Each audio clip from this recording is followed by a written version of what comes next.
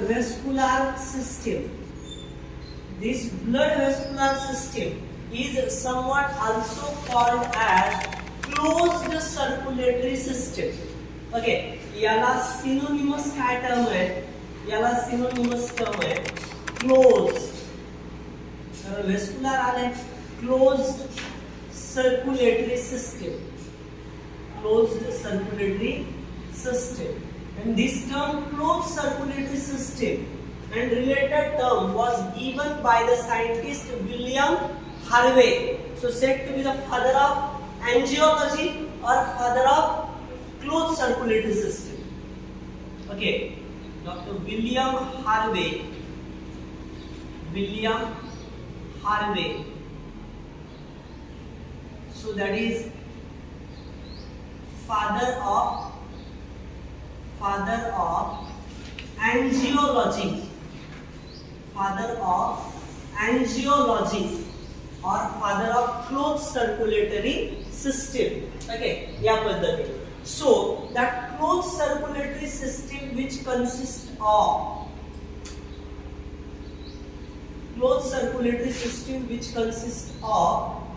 blood. Almost circulatory system which having the mesodermal origin with few exceptions. Okay, mesodermal origin असते circulatory system चे with few exceptions, just like you can say it as a endothelium of blood vessel.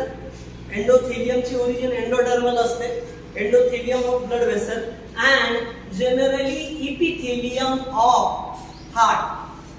या दोनची origin जर सोडली तर बाकी सगळ्यांची origin generally circulatory सिस्टमची कुठली आहे? Mesodermal origin. ब्लड असो. Okay, so generally blood vessel आणि हार्ट आहे, याच्यामध्ये ब्लड जे आहे तर ब्लड हे काय आहे? स्पेशलाइज्ड. काय बघा? स्पेशलाइज्ड और लिक्विड और fluid connective tissue. Liquid or fluid connective tissue. Blood is said to be the specialized connective tissue, liquid connective tissue or fluid connective tissue. Okay, having mesodermal origin. Mesodermal origin. Okay, mesodermal origin असेल. Approximately किती असेल? 5 liter per normal adult person. Normal adult person मध्ये किती असेल? 5 liter present असेल. So that is blood. Okay, blood चे composition 5 liter असेल normal adult person मध्ये. Okay, so generally तुम्ही जर बघितलं, so slightly alkaline fluid, slightly alkaline है, 7.35 to 7.45 हा त्याचा pH आहे. Means approximately 7.4 एवढा त्याचा pH आहे. Approximately, okay, 7.4 एवढा pH in blood चा. Okay, so कलर कसा आहे? रेडिश कलर आहे. ओके, रेडिश कलर हे लक्षात घ्या. कशामुळे? Due to RBCs. ओके, निजोस्टिग्रा एचबी हिमोग्लोबिन मुळे. ओके, सो या पद्धतीने generally that study of blood is called as haematology. Study of blood is called as haematology. Study of ब्लडचा स्टडी करणं. So this is called as hematology. Okay, so like that. Number next, that blood is somewhat very important kind of circulatory fluid. हा एक अतिशय important major circulatory fluid है. Major circulatory fluid है. Okay, so generally that blood made up of, okay, काय? Made up of plasma that is 55%, and blood cells or corpuscles or form elements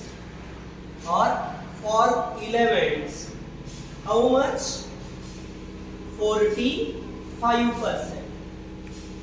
55 plasma and 45 form elements. Okay, so this is concerned with the blood. Okay, so a blood she related. Number second thing is related with blood. Blood बद्दल पुढचा मुद्दा काय बघा. What about their composition? Okay, composition of blood. Composition can be separated by using, whenever we just collect the blood, आपण blood collect केलं test tube मध्ये. Okay, when we take the blood using test tube. Okay, so या blood test tube मध्ये घेतल्याच्या नंतर तुम्हाला दिसून आलं, so it can be centrifuged. The lower solid part वर खालच्या बुडाला घट्ट पार्ट चिटकल्यासारखं झालंय आणि वरती या ठिकाणी काय झालंय, वरती या ठिकाणी हा जो भाग आहे which is a pale yellowish in color. Okay, so this is somewhat said to be the straw yellowish. Okay, pale म्हणजे फिकट आणि straw म्हणजे सुद्धा फिकटच. फिकट पिवळसर रंग आहे याचा. ओके, जो फिकट पिवळसर रंग आहे याचं नाव आहे प्लाझ्मा. काय नाव आहे? Plasma, which is 55%, and the lower part is nothing but the blood cells, which is 45%. Okay, and here we just take that components. When we just take what about the plasma, that is 55%.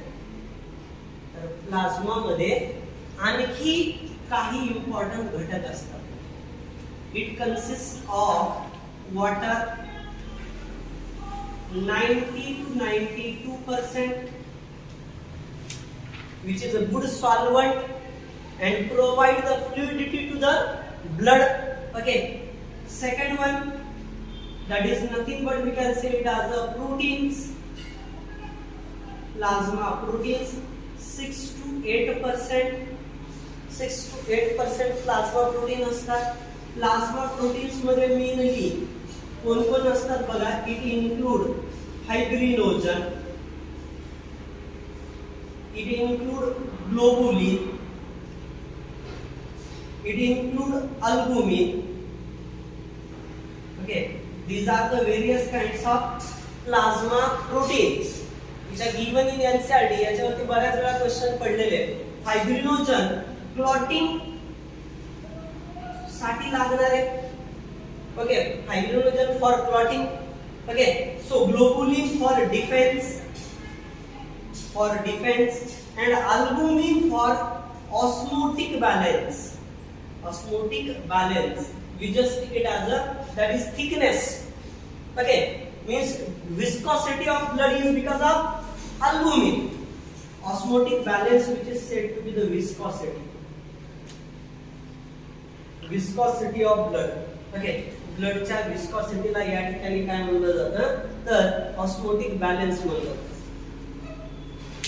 Okay, so just keep in mind. So आणि आणखी एक star point डोक्यात ठेवा. The clotting factor is in plasma. Plasma मध्ये clotting factor कसे असतात? So clotting factor in plasma which are always inactive. Okay, plasma मध्ये जे काही असतात तर क्लॉटिंग फॅक्टर प्लाझ्मा मध्ये कसे असतात? क्लॉटिंग फॅक्टर्स इनएक्टिव्ह असतात, विच आर इनएक्टिव्ह. ओके, सुरुवातीच्या क्षणाला प्लाझ्मा मध्ये असणारे फॅक्टर हे इनएक्टिव्ह असतात. फायब्रिनोजन असेल, प्रोथ्रोम्बिन असेल. ओके, हे सगळे काय येतात? इनएक्टिव्ह आहेत इनिशियल स्टेजला. तुम्हाला माहिती आहे फायब्रिनोजन कोण तयार करतं? लिव्हर मध्ये. प्रोथ्रोम्बिन लिव्हर मध्ये तयार होतो, पण ऍक्च्युली ब्लड मध्ये प्रेझेंट असतो. कोअग्युलेशन साठी युजफुल आहे, क्लॉटिंग साठी युजफुल आहे. ओके, सो ग्लोबुलिनचं नाव आहे इम्युनोग्लोबुलिन. ग्लोबुलिनला दुसरं तुम्ही म्हणता immunoglobulin, antibodies. Globulins are also called as antibodies. Is it clear? Okay, and albumin, which is useful for the osmotic balance. Okay, instead of them, actually that plasma possess ions. Plasma possess, that is nutrients. Ions which include the sodium ion, which include the sodium ion, which include, we can say it as a chloride ion, which include the H plus ion, which include the bicarbonate ion. Okay, so these are the which include the calcium ion, which is also useful for the clotting. So it includes the magnesium ion, Mg2 plus. These are the various ions which are found in blood. Okay, blood मध्ये directly बघायला मिळतात हे वेगवेगळे ion लक्षात घ्या. Okay, K plus ion mainly found inside the cell, that is a maximum intracellular ion, and maximum extracellular ion कोण आहे म्हणल्यावर sodium. Sodium is a maximum extracellular ion. सेलच्या बाहेर असलेलं मॅक्सिमम आयन आहे sodium. Number next, nutrient which include the glucose, nutrient which include the amino acids, nutrient which include the fatty acids, nutrients which include the some kind of vitamins. Okay, so these are the various kinds of nutrients which are required. Okay, so it also consisting waste, mainly nitrogenous waste. Okay, that nitrogenous waste which include the urea, which include the ammonia, which include the uric acid, which include the creatinine. Okay, creatinine. So actually they are more harmful to us, so that's why they can be eliminated. So that's why circulatory system also help to remove the waste from body. Circulatory system also help to remove the waste. So urea, which is synthesized inside the liver from ammonia, okay, by the Dadash cycle. The name of cycle is called as urea synthesis from ammonia, that is protein पासून ammonia तयार होणं डिअमायनेशन. Okay, आणि अमोनियाचं रूपांतर urea मध्ये होणं ornithine cycle, आणि ammonia युरियाचं uric acid होणं, दिस is the inosinic pathway. लक्षात घ्या, नाव डोक्यात असू द्या. अमायनो ऍसिड जर युजफुल नाहीये, प्रोटीन जे हार्मफुल आहे त्यांचे तुकडे केले जातात, त्या पाथवेला म्हणायचं अमायनो ऍसिड पासून अमाइन ग्रुप काढलं, डिअमायनेशन, म्हणजे अमोनिया तयार होईल. आणि हा घातक आहे, जास्त वॉटर लागतं याला रिमूव्ह करायला, म्हणून अमोनियाचं रूपांतर युरियामध्ये केलं जातं बाय द ऑर्निथिन सायकल. आणि युरिया हा याच्यापेक्षा कमी टॉक्सिक असलेला युरिक ऍसिड तयार केला जातो by the inosinic pathway. But inosinic pathway हा आपल्या बॉडीमध्ये एवढा बघायला मिळत नाही. हा कुठं असतो की जे ऑर्गॅनिझम ज्यांच्यामध्ये वॉटर ऍव्हेलेबिलिटी खूपच कमी आहे त्यांच्यामध्ये हा पाथवे असतो. आणि creatinine which is synthesize in muscle.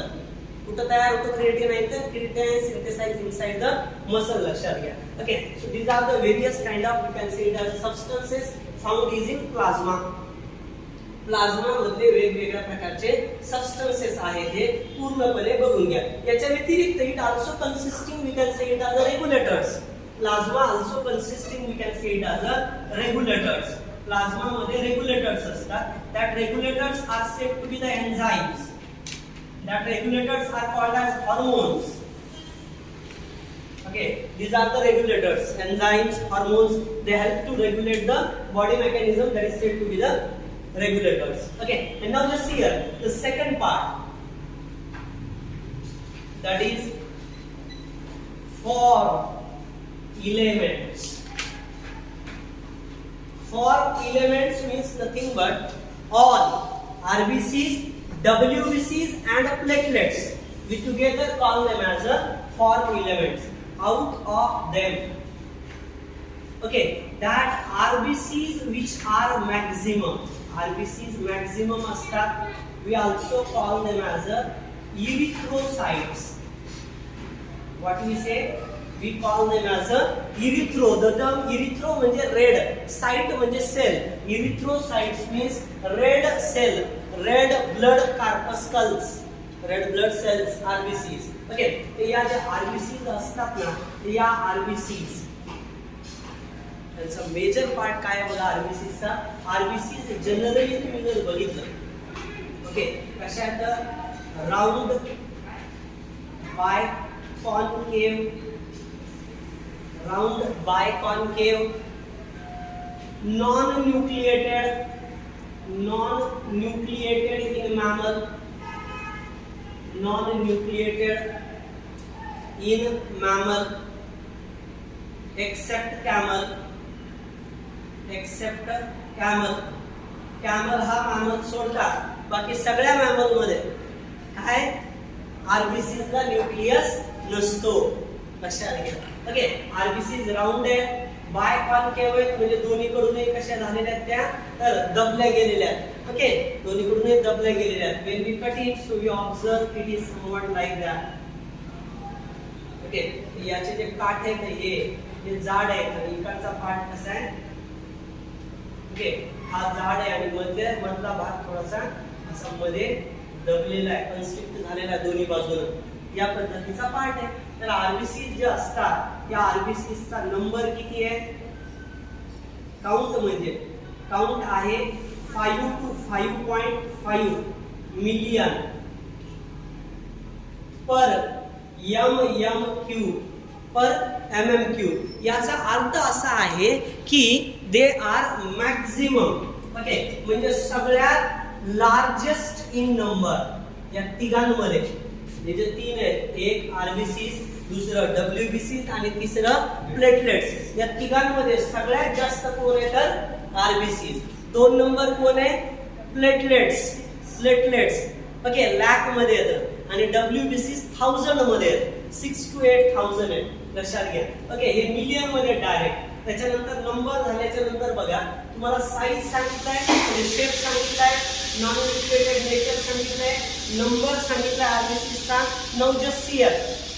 Okay, colour कसा आहे रेडिश कलर आहे.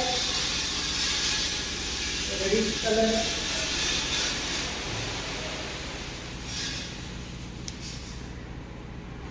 ओके, सो रेडिश कलर आहे याचा पूर्णपणे बघून घ्या. ओके, सो त्याच्यानंतर जनरली तुम्ही जर बघितलं